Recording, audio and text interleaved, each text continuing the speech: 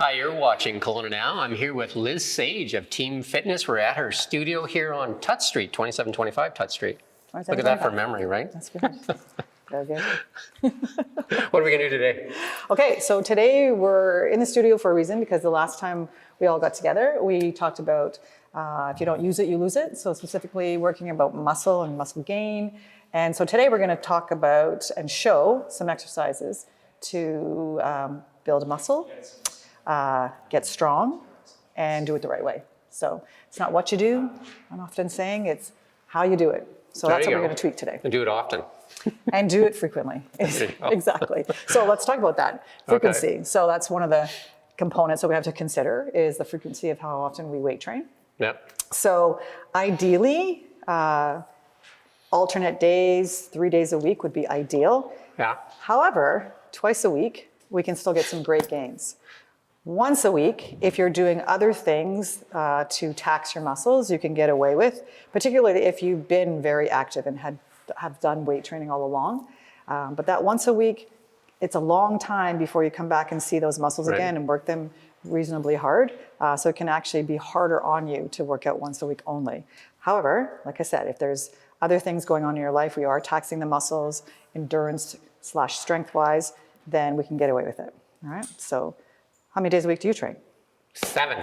7 days, and which is a lot. 365. Even on Christmas. You know why? Because I'm lazy. Honestly. Because you're lazy. If I don't do it as a habit, I will get lazy. And I've done it in the past. Then you miss a day, miss 2 days, miss 3 days, and I start to make excuses. So for me, it's habit. Let's talk about that you're not doing the same muscle groups every day. No, right. I do a rotation. Yeah. I do a 4-day rotation. Yeah. So within a 7-day cycle, we want to see those muscles twice a week at least. Yeah. So I'm in a 4-day rotation. I kind of hit them about twice a week, right? Right. Yeah. However, for the average person who isn't doing the kind of or able to, for that matter, be able to do those workouts 7 days a week, we want to make sure that we are doing a full body workout twice a week, right? And so some of the things we want to think about, so the frequency of how many days we do that, but also those other things such as, let's talk about the number of muscles or groups that you're working. You're doing specific muscles throughout that period. And we're also going to do now the things that the general population can do in 2 workouts. So a full body workout. The 5 things we want to think about for the muscle groupings are a push, a pull, a core exercise, a squat, and a hinge. Those are 5 elements that we want to look towards. All right. So you're comfortable doing a squat. You do squats all the time. I do. All right. So let's see your squat, and we can show like this. Show the viewers. So stand in front of me here. Okay. Yep. So let's go sideways this way, so you can see your knees, etc. And then we're going to get Jim to go into a squat. All the way down. You just squat the way you like to do a squat, and then I can just sort of have a little bit of assessment. We haven't worked before, you and I, Jim, right? So we're just going to look at his squat. And so a couple of great things that are happening is the spine is staying nice and straight. The torso is staying upright, okay? And a lot of people tend to bend forward when they do a squat. So they actually do a hinge instead of a squat. So they'll do this as they're squatting. Like this. Yes, okay? Right. And so with the back a bit more upright, the weight is over the quads and the glutes, which is what we want. Keep going. Yeah. And at the end of the squat, what can happen, now he's got a microphone here, so it's hard to see, but at the end of a squat, some people will get this nice straight back, and then they tuck their pelvis underneath at the bottom. So we want to stop where we can keep that flat back. Right. And you do a great job of that. You don't have that, we call it a butt wink underneath. So that's really quite great. So we can load the body now with a variety of different tools. We can give you a kettlebell in this goblet position. So grab a hold of that. And then abs are tight, shoulders are back and down. And we're going to sit like we're sitting in the back of a chair here. So we just sit back. Yeah, and then we come back up, right? And so we'll go a little bit lower. Yeah, and so we're looking for a parallel thigh and back up. And we don't need to hold, so just up and down, back and forward. Now, squat is a really functional exercise. We got to do it all of the time for all kinds of things, namely even sitting on the john. So it's important that we do it well. All right, and we can also offload to help build trunk core muscles as well. So we're going to take the kettlebell in only one hand. Actually, let's take it in that hand so viewers can see.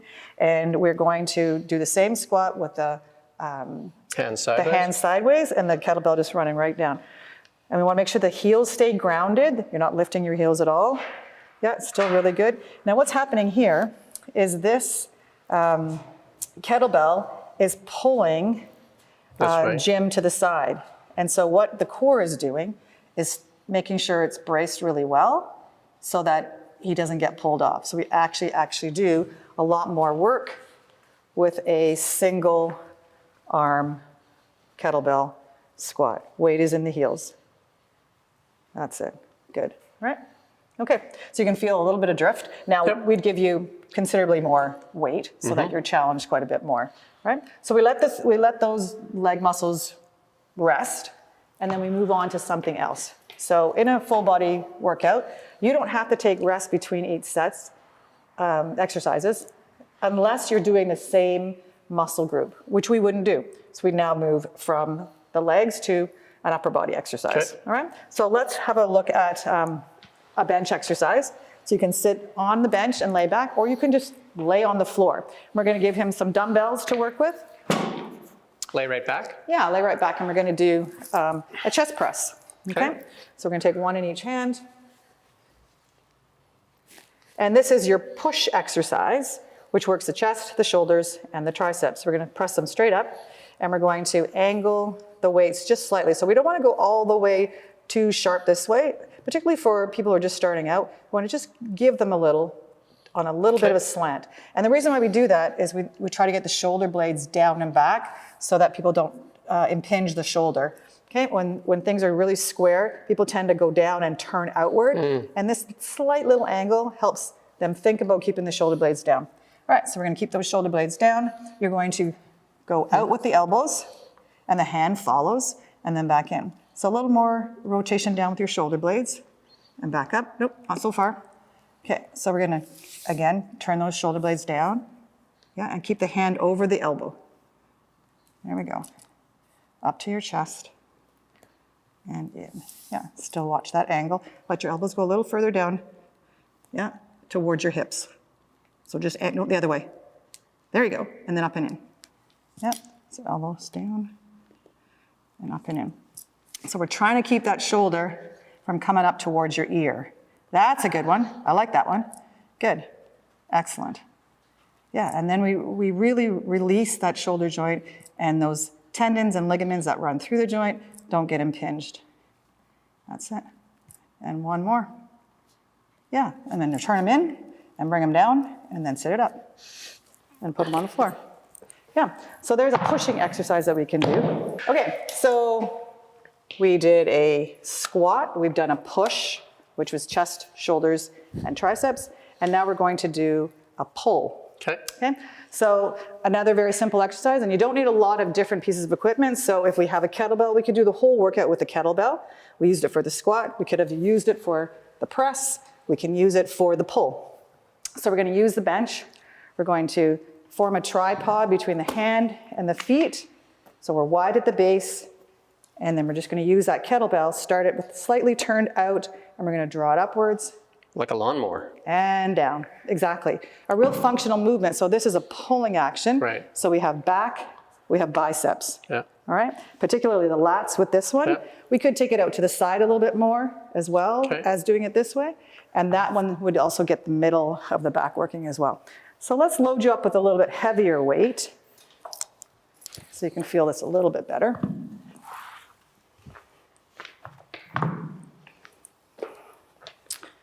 Okay, so we're gonna put your feet square. You can stagger them, but for today's purposes, we're gonna put a little bit of weight into the glutes. So let's get your feet closer. And before you pick that up, we're gonna have a nice flat back. Yeah, perfect, good. And knees are just a little straighter so that we're nice and straight here. And pull the muscles in here so we've got a flatter back inward. Nope, don't pick that up, squeeze in. These two bones, yeah, perfect, good. Okay, now holding that there, knees are soft, shoulders are back. All right, we're gonna grab a hold. The first movement, arms straight. The first movement is pulling up with this lat. So drag the shoulder blades together and keep it in, and then back down. Knees are soft. And again, drag. So we don't want the bicep to lift the weight. We want the back to lift the weight, and then the bicep just helps afterwards. Try not to rotate the body. Soften your knees again, flatten your back. And at the bottom, you want to try not to round the shoulder. Okay, everything stays flat. So the arm straightens, but the shoulder doesn't go further down. Flat back. Yep. Drag and pull. Yeah. Keep it nice and tight. Go. Yep. Up and inward without rotating. So just bring your elbow in now. There you go. And then back down. Drag up. Soften those knees. And we want to keep the weight on both feet. Straight arm. Yep. All right. And try to keep this up. So when the arm goes down, the shoulder doesn't go with it. That's better. Excellent. Okay. So you can feel that lat kicking in? Yep. Yes. Definitely trickier too. Trickier. Yes, it is. It's fussy. That one's one you can mess up easy, I think. Or I could anyway. And the reason why is because you're upside down. So you don't have any feedback from mirrors. Right, because when you say do the back thing, I'm thinking, well, kind of. I'm there. No, you're not. I'm there. No, I'm not. So that's why sometimes, being able to start things where you can see yourself in the mirror for, that good back position, or having a coach who can nitpick you for a little while. It's like golf too, and a guy says, do this, and you're just like, do what? I'm doing it. I'm already doing it. Yeah. So just little things like that are going to help really make the movement better, so that the muscle gets more work, so that the time that you do spend in the exercise is going to be much more effective. Proper form for sure. You're going to end up working. It is. The lat as opposed to the shoulder and the bicep on this one, I think. Yeah. And I would end up doing a lot of the bicep on that one, I think. Yeah, and most people do. Like same thing with a row. So here's a row action here. We can see the same movement pattern. This won't be super heavy, Jim, but what you can do is you're gonna kneel down, lay back, and then you're gonna row back with those shoulders level, and work your mid-back muscles. So a little wider grip. Yep, and then pull it away. Chest is up, and you're just gonna lean back. So we're perpendicular to the cables. Okay, a nice straight back here. All right, so stay there.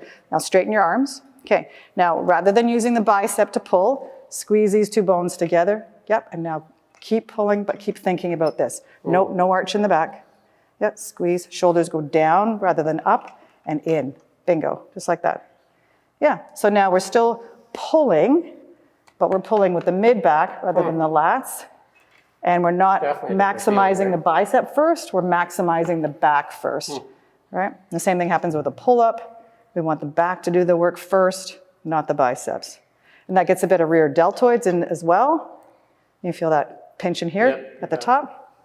Good. And then just be mindful of that lower back, that you're not arching as you're pulling. Excellent. Okay. Nice. Right? So the pulling exercises are really great because we live in an anterior plane and we're constantly working our frontal muscles and developing those all the time. So typically what happens then is we're short, strong, and tight, right? But we are back here, because of that, weaker and longer. So we want to strengthen and we want to lengthen. It's because you're kind of like this. Yeah, time, right? yeah. And that's for people who are working in desk jobs. Right. But we, like all of us, are being pulled in this direction all the time. Yeah. So it's super important that we are working those back extensors. Okay, so a back extensor for the core then, which often is neglected, is the muscles of the back that are running alongside your spine. So in here. So we have lots of people working on core exercises, and which is great, but they tend again to work on the anterior and not the posterior. So for every exercise you do for the anterior, we want to do an equal. Definitely guilty of that. Yes, and we all are. So for every exercise you're doing at the anterior, you want to do an equal and opposite exercise for the back, right, to balance things off. So a really great one, which doesn't tend to feel like a lot of work unless you get good at it and you do it consistently, is a bird dog. So what that is you're on hands and knees, you're stacked, hips and knees and hands and shoulders, and you're going to drag that foot away and the arm away from the center of the body. Dead bug upside down. It exactly is that, yeah. And if I flex my foot, I engage my glute, which engages my lower back, and I just hold it in place. So that's a beginner lift. And then from there, I can just add a little bit of more of an advanced move. So why don't you try that and see if you can engage your lower back muscles. So we're looking for the shoulder and the hand to be stacked. Right. So we're going to move you slightly forward and lock your elbows. Yeah, and when we lock the elbows, we're pulling the shoulder blades down and in. Lock. Yep, good. This wrist. Okay, you can go up on that. Okay. But we see how the shoulders are slightly behind you. Just move there, good. And then the knees are going to come forward, right under your hip bones. Great. And then try not to sway your back. Okay, so abs are tight, so we're going to brace those abdominal muscles. Okay. And then you're going to drag the knee across the floor to extend it out. Yep, and then the opposite hand. And we're just going to rotate your hips. Nope, before you do that, we're just going to rotate the hip down. Right there. Straight leg. Flex your toe to your shin. Good. Now just hold that by itself. Okay, up a little bit through here without rounding. Now can you look down? Can you feel these muscles kicking in a bit? Yep. Okay, so that alone is going to engage those muscles. Okay, so if you're just starting out, up, hold it for a couple seconds, drop down, come in, repeat the same side. And then do a set on one side first, go do something else, and then come back and do another set on the other leg. Now let's put you into the advanced movement. We're going to go up and hold. Straight leg on the left, toe flexes in. Okay, and then just a straight right arm out to the side. Tap your toe. Bring it, don't look straight down, look down. Yeah, and then back out. We're still going to try and keep this. And again, you can't see yourself, so this is a tricky one. It's very tricky to get the right movements and feel those hips being level. Okay, give it a go again. Yeah, not bad. Yeah. Okay, and relax. All right. So back is super important, and you notice I started with the back instead of the front because I'm trying to emphasize that that's a place that's neglected all of the time, and we really want to make sure that we're paying attention to that, particularly, you know, with the way of the world, having a lot of issues with back for all kinds of reasons, particularly out of the workplace, you know, with injury and picking things up and turning the wrong way, and prolonged sitting, which is a big one. All right. Okay, so we've done a push, we've done a pull, we've done a core for the back, we've done a squat. So now the only two left are core for the front and hinging. So let's, while we're here on the floor, let's do core for the front. So the dead bug was a great example of an isometric exercise for the trunk. And planks have been, you know, sort of the exercise of the decade. But we also have to remember that the first thing we do when we get out of bed is flex our spine. So unless you go to get up. Yeah. So unless you have, you know, some real back considerations like osteoarthritis in your back, and you've been instructed by your doctor not to do flexion exercises, it's okay to still do flexion exercises, right? Planking is great for isometrics. But for flexion of the spine, it's okay still to flex your spine. So a good one that kind of helps people rather than a regular sit-up is a tuck. So we're going to straighten your legs out, arms overhead, and go right to behind you, okay? And you're going to tense your stomach muscles up. So the lower abdominal muscles here are going to be braced, all right? And you're going to just swing your arms up with your body and just do a full sit-up, yep. And I liked how you bent your knees there. Go back. This time you're going to bend your knees as you pull up. You're going to draw your knees in and tuck in. Perfect. And back down. Yeah. And we'll do a couple of those. Yeah. We can load you up a little bit, potentially, with a light med ball to start with. Good. And we don't want to spend a lot of time in the sitting rest position. We want to flex, stop, and then go right back down. And just have a steady, consistent movement. Yeah. So there's a nice little jack sit-up with a little bit of load, okay? And then if you wanna upgrade this for somebody who's stronger, just put the ball on your forehead and then pull up with the tuck still. Yeah, you got it. And again, yeah, and you can still straighten the legs on the way down and back up. Yeah, and relax. All right, okay, so let's show the dead bug now. So a little more of an advanced exercise. But for the beginner, you can bend your feet down, your knees down, sorry. Okay, and you're going to take your hands without the ball and without the sit-up, you're just gonna bring hands to knees. So brace your abs. So the knees, nope, head stays down, the knees come up, and the hands touch, and you go back down, okay? So that alone is a modification of what we just did. We can do it with 2 knees, and if 2 knees seems like it's too much work, just bring one up. Yep, and the other one back. And we can progress from single knees to double knees, and from double knees to double knees with a ball, which adds a little bit, and the head stays down the whole time. And then we can go from bent knees to a straight leg. So we go do, do, do, do, do, do. So all kinds of ways for us to go into progressing that exercise, okay?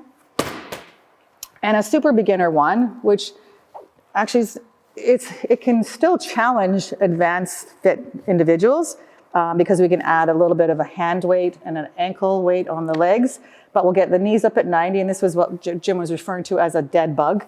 So we look like a dead bug here, right?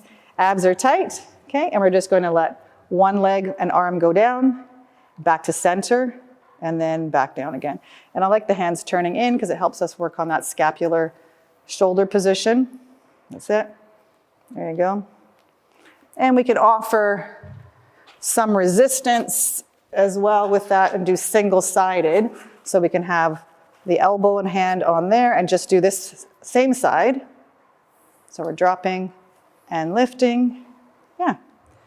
And if you compress in here, as you come up, you can really feel the tension there. And that kind of gets us a little bit more asymmetrical, which is what we do in the world. We're not symmetrical beings. Yeah. And then, of course, make sure that we're working the other side. Yeah. All right. Okay. So that is your core. And that's more isometric, the dead bug, than the flexion movement, concentric movement that we did when we did the tuck sit-up, as well as the with the ball. Yeah, got your microphone there. Okay, so the last thing we want to show today, which is the hinge, is for the glutes, right? Okay. And again, the posterior chain, the back, that we don't tend to work so much because of just the nature of how weight training shows up in the world. The Beyonce booty, yes. So we're gonna do a hinge. And so hinging is all about the movement through the hip. So we're hinging, which is what we do everywhere. We're constantly bending over. And a lot of people tend to just long leg it and bend over. So the Romanian deadlift is what it's called. And we're having a soft knee, and we just hinge and look down at the floor and come back up. So we're just hinging at the hip. So let's give that, we're gonna bring your feet a little closer. Yep, so your feet are underneath your hips. Your knees start off soft, your trunk starts off firm, right? And then you're just gonna push your bum to the back wall and back up. So the first thing you wanted to do was bend your knees, and you stopped yourself, which was great, right? So they soften, but they don't bend into a squat. Yeah, and you could even have less squat than that. Think about your butt going to the back wall. Whoop. Okay, so when the glutes, when you hinge back to the wall, you want to stop your torso from going any further. Okay, so we hinge back, soften your knees. Yeah, keep hinging. And when that butt it's not able to go any further, we don't want to continue down with the torso. So it's not a very long movement. We feel it in the quads for sure. We don't want to feel it in the quads. No, we want to feel it in the glutes. So hinge and then drive forward. With your hips when you come up. So drive up. So hinge back and drive forward. So it's very short. It's very short. Okay, so we hinge. When my butt can't go any further back, I drive through, I squeeze at the top, and I come back. Okay, all the while, everything through the torso is nice and braced. Yes. And a good way to teach yourself that is to put a foam roller on your hips. Just right here. Stand up tall. And put your hands over front. Okay. And then all you're gonna do is, keeping that on you, you're just gonna roll your hands down and hinge. You wanna soften your knees. So you're still doing the same thing, bend your knees, stop, and up. Now, keep this nice and flat, soft knees, hinge back, hinge, hinge, hinge. And when the butt stops, that's where you stop. So you can see it's not a big movement. Yes, good. And now you're gonna look down as you go down. Perfect. Look down as you go down. Remember to soften your knees. That's better. Hinge back. Yeah, keep this nice and flat. Better. Yeah, so again, this torso is important to pay attention to. Okay, now we load. Okay, so if I'm in this position here, I'm gonna pick up my weights, and then I am just going to hinge and drive. Okay, so but posture isn't getting pulled down. I still wanna hold that posture. Hinge. When I can't go any further back, I'm gonna lift up. So my weights don't go very far past my knees. All right, abs are tight. So you're gonna bend the knees when you pick the weights up. Use your legs, not your back. Good. Tall torso, look straight ahead. Abs are braced, knees are soft, and then we push the butt behind us, look down at the floor, and then drive forward with your hips when you come up. Yep. And then push back, stop, and forward. Good. Remember to look down when you go down. Drive forward. Yep. Soft knees, don't bend too much you don't want to feel those quads taking over. So hinge back and up. Oh, watch the back again, nice and straight. This is a trickier one, again, because you can't see what you're doing, so you have to... I think I'm trying to look, right? Yes, yeah, soften your knees, stop, and then hips forward. Hinge, and up. Yeah, so just a little less flexion after the butt stops working, or moving, sorry. Yeah, and smaller movement, yeah. Good. Now, can you feel the glutes kicking in? Yep, much better. Good. All right, so that's your hinge. We can do that with double legs. We can do that with single leg. Right? We can do it on a step. We could do a hinge from here to here and hinge. Okay, either way, those kind of work too. So there's lots of variations that we can do, but the bottom line is that we're working the bottom. Yeah, I think one of the things for sure that I'm noticing is that I think if you just do your workout like you're having other muscles kind of that are more, you use more often, compensate like that, I probably would be using a lot of my quads. If somebody just showed me that on the internet, I would just be, yes. And I would feel that burn in the quads, I think that's great. Yes, but it's actually not for the quads. Right. Yes, yeah, absolutely.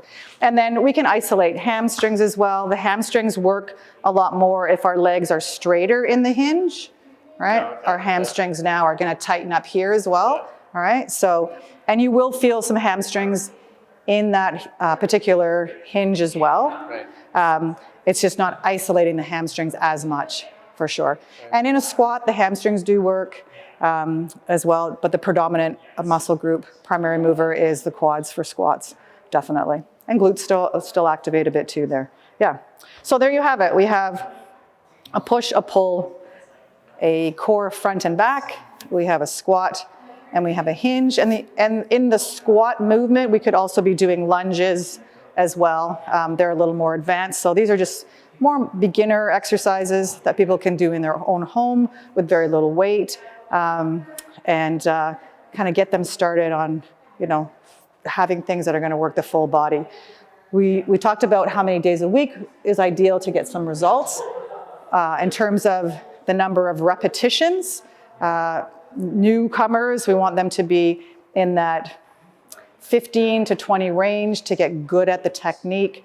We want them to fatigue somewhere around 7 out of 10 in terms of perceived exertion, whereby they could do 3 more exercises with good form, but they stop there just so they don't overdo things. And then how many times do they repeat those exercises? We want to get 2 full rounds for sure. And the more advanced people are, the more experienced people are. We want to start to shorten the number of repetitions, increase the weight so that we can add more muscle to the body, because that's what we were talking about, is building muscle. But it doesn't come right away. We need to progress our way to that. But as soon as we can, and people are ready to do that, we want to get on it right away. And then those repetitions become 8 to 12, We do more sets rather than 2. We do 3, possibly 4, because we're increasing the volume. And that's what gets us to build the muscle, sustain the muscle that we have, which is critical as we go into the aging process, so that we ward off frailty and we feel strong and capable to do all the fun things we want to do. I think mobility has definitely been a big improvement for me, right? Just Yeah. doing it, just the rotation, like all the movements. rotation and stuff like that. And then Yeah, mobility is key. Stability is also another major advantage of doing weight training, strength training, because stability is what you need in the real world. And so the stronger you are and the more you work on small stabilizers like the core for the torso, and smaller, exercises for the rotator cuff for the shoulder, which is another muscle group that, or joint that gets really torn up as we get into the next chapters of our life. And so stability, mobility, strength, those all come together in a strength and conditioning program for sure. Yeah. Yeah, amazing. Good specimen. Thank you for demonstrating. Thank you. We'll do more. Yes, we should do more, definitely. There you go. All right, any other questions that you have? Just knowing that you've been in this, sort of space doing fitness for a while. What was your sort of thinking as I was tweaking you a little bit? Definitely the biggest thing today is I don't believe I'm working the muscles that I think I'm working sometimes. Okay, You know yeah. what I mean? Like Yes. the back. Yeah. I think I'm not isolating those muscles Okay. as much as I should, Yeah. right? Because I'm feeling it. I'm just thinking I'm moving the weight, like the object is to move the weight up and down. So I must Like be when working. I'm doing the lawnmower. Right, the row. I'm definitely using more shoulder and probably more bicep Bicep. than I am using my back. Yeah, yeah. Right? And some momentum too, because what I noticed is that you wanted to do this. And typically that's what happens. If I can't move this weight with the right muscle, then I instinctively go into like using my back to haul it up, and then momentum is what's taking over, and then consequently you rotate with a heavier weight in torso thoracic rotation, and you tweak something in your vertebrae. And I noticed something even when you put that foam roller, that small one between when I was doing dead bugs, how much different it isolated that one side. Yeah, So, right? exactly, So- yeah. And you could feel it. And you can feel it too. through that side there. Yeah. Yeah. So I think isolation is probably something that I need to add to my. Yeah, isolation and also asymmetrical work. That's why lunging can be, when people get really good at their squats, then we want a single squat, single leg squat, because we're working one side of the body instead of two. And often we're stronger on one side, so there's that one side that's stronger will often I have way more do the calf work. development on this side. Do you? This side, Yeah. Yeah, and This side that's looks true like for it lots. should be, like, it's very good in this side. Yeah, You know. and we want to work the weaker side till it catches up with the other side. We don't want to like keep on strong arming through or leg through the strong side. We want to like, okay, let's do an extra set on the weak side. But if we never work singularly, one side to the other, we won't notice these discrepancies, right? So that's where, some good specific training can come in and notice, okay, you have a little bit of a weak link in this. So let's alter this slightly to make it singular sided. It'll be harder for the person because they're not letting that other side do the work of the other leg. But we can have way more correctiveness in the body as a result. I think you and I've known each other about 5 years. And 5 years ago, I was like 50 pounds heavier kind Yeah. of thing. So, but it doesn't happen very fast, right? No, And it no. takes Patience. In the world a lot of patience, in the world of instant gratification, working out is not. working out is not one of those things. And this is actually, what are we at? This is the third week of February. This is typically the date, the week around where people fall off their January go hard, right? It's usually at around. I count on it though for the gym. Yeah, 5 to 6 weeks.